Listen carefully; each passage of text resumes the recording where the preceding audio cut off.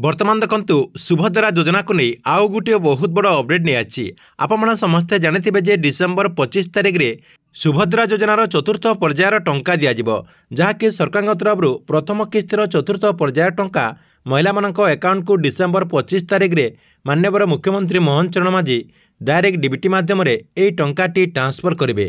तेबे जो महिला माने एपर्यंत सुभद्रा योजना अधीन टंका पाई नांती आपणकर डिसेम्बर 25 तारिख रे से महिला माने जाकि सुभद्रा योजना अधीन टंका पाई परिबे।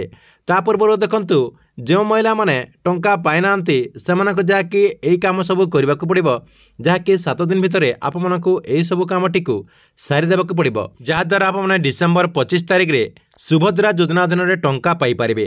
तेबे आप मनकु कौन सब काम सारी देबा को पड़िबो एवं ए नै सरकार तरफ कौन अपडेट होइछि आप माने एई वीडियो माध्यम रे पूरा डिटेल जानि पारिबे, जहाँकि आपनको मु एई वीडियो माध्यम रे ए नै पूरा डिटेल जनैबी।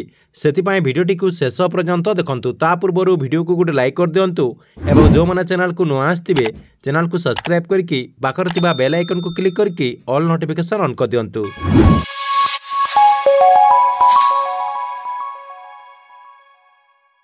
तेबे जो महिला माने सुभद्रा योजना अधीन एजाए टंका पाई नांती सेमानकु कौन सब काम करने को पड़िबो।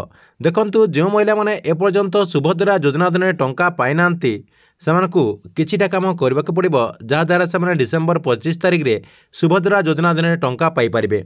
प्रथम देखंतु जो माने बिना ई केआईसी रे फॉर्म आवेदन करचंती आप माने जो सीएससी सेंटर को जाइकी बिना ई केआईसी रे जो माने आवेदन करचंती मुख्यतः आपणकर 11 तारिख रु 13 तारिख भितरे जो महिला माने ऑनलाइन माध्यम रे आवेदन करचंती बिना ई केआईसी माध्यम रे सेमानकर वर्तमान गोटे नुआ लिस्ट आछि।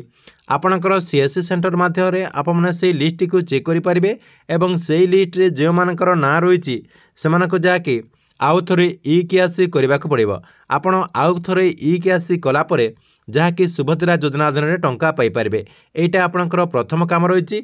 2 नंबर काम आपणकर कोन रहिछि किछि महिला मानकर ना जाके फिल वेरिफिकेशन पेंडिंग लिस्ट रे आसी जाइछि, जहाँकि आपणक ब्लॉक रो जो आपणकर किंबा आपणकर पंचायत रो जो पीओ अछंती सेमानक पाखरे आपणकर एई लिस्ट रहिछि किंबा आपणकर पंचायत रो जो सरपंच रहिछंती तांको पाखरे आपणकर एई फिल वेरिफिकेशन पेंडिंग लिस्ट रहिछि। सेमाने जाकि ब्लॉक स्तरीय रो किछि अधिकारी आछंती एवं आपणक गाँ को आसिकी जो मानकर ना एई फिल वेरिफिकेशन पेंडिंग लिस्ट रहिछि सेमानकर सब किछि डॉक्यूमेंट को फिजिकली वेरिफिकेशन करा जाउछि। फिजिकली वेरिफिकेशन कला परे जदि सेमाने सुभद्रा योजना अधीन रे योग्य होतिबे सेमाने जाकि सुभद्रा योजना अधीन टंका पाई परिबे।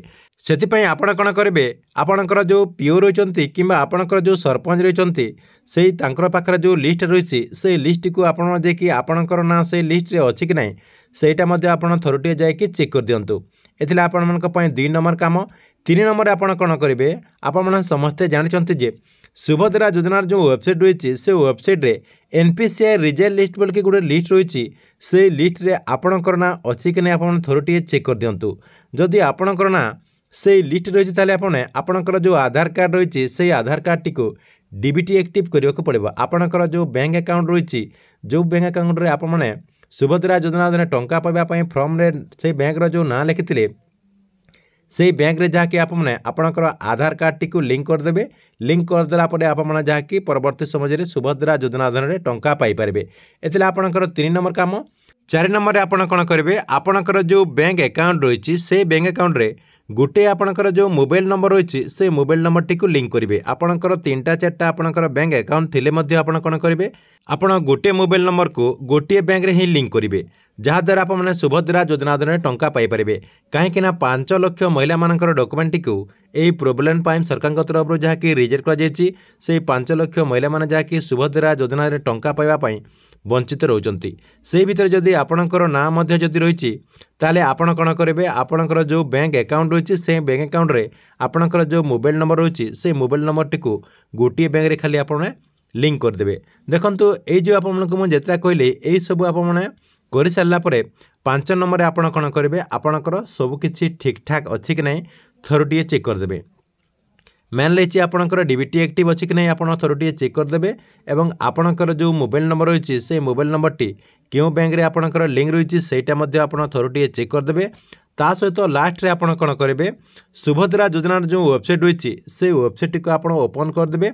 ओपन कर देला परे ସେଇଠି ଆପଣଙ୍କର ଯେଉଁ ଟାଟସ୍ ଚେକ୍ କରିବା ପାଇଁ ଯେଉଁ ଅପସନ୍ ରହିଛି ସେଇଠି ଆପଣଙ୍କର ଟାଟସ୍ଟିକୁ ଆପଣ ଚେକ୍ କରିଦେବେ ଏବଂ ଆପଣଙ୍କର ଟାଟସ୍ରେ କ'ଣ ଶୋ କରୁଛି ସେଇଟାକୁ ଆପଣ ଥରୁଟିଏ ଚେକ୍ କରିଦେବେ। ଦେଖନ୍ତୁ ଆପଣମାନେ ଏହିସବୁ ଚେକ୍ କରିଦେଲା ପରେ ଯଦି ଆପଣଙ୍କର ସବୁକିଛି ଠିକ୍ଠାକ୍ ରହିଛି ତାହେଲେ ଆପଣମାନେ ଡିସେମ୍ବର 25 ତାରିଖରେ ସୁଭଦ୍ରା ଯୋଜନା ଅଧୀନରେ ଟଙ୍କା ପାଇପାରିବେ। ତେବେ ଆପଣମାନେ ଆପଣଙ୍କର ଏହିସବୁ ଚେକ୍ କରିଦିଅନ୍ତୁ ଏବଂ ଆପଣଙ୍କର ସବୁକିଛି ଠିକ୍ଠାକ୍ ଅଛି କି ନାହିଁ କମେଣ୍ଟ ବକ୍ସରେ ନିଶ୍ଚୟ ଗୋଟେ କମେଣ୍ଟ କରନ୍ତୁ। ଠିକ୍ ଅଛି, ଏ ଥିଲା ସୁଭଦ୍ରା ଯୋଜନାକୁ ନେଇ ଗୋଟେ ବହୁତ ବଡ଼ ଅପଡେଟ୍। ଆପଣଙ୍କ ଭିଡ଼ିଓ କେମିତି ଲାଗିଲା କମେଣ୍ଟ ବକ୍ସରେ ତାହା ମଧ୍ୟ ଆପଣ ନିଶ୍ଚୟ ଗୋଟେ କମେଣ୍ଟ କରିବେ। ତା ସହିତ ଗଭର୍ଣ୍ଣମେଣ୍ଟର ଯେକୌଣସି ନୂଆ ଯୋଜନାର ଅପଡେଟ୍ ଆପଣ ସର୍ବପ୍ରଥମେ ଦେଖିବାକୁ ଚାହୁଁଥିଲେ ଏହି ଚ୍ୟାନେଲଟିକୁ ଆପଣ ରେଗୁଲାର ଦେଖୁଥିବେ। ଏହା ସହିତ ଆମର ଯେଉଁ ଟେଲିଗ୍ରାମ ଚ୍ୟାନେଲ ରହିଛି ସେ ଟେଲିଗ୍ରାମ ଚ୍ୟାନେଲ ଯଦି ଆପଣ ଏଯାଏଁ ଜଏନ୍ ହୋଇନାହାନ୍ତି ଆପଣ ଯାଇକି ଜଏନ୍ ହୋଇଯାଆନ୍ତୁ।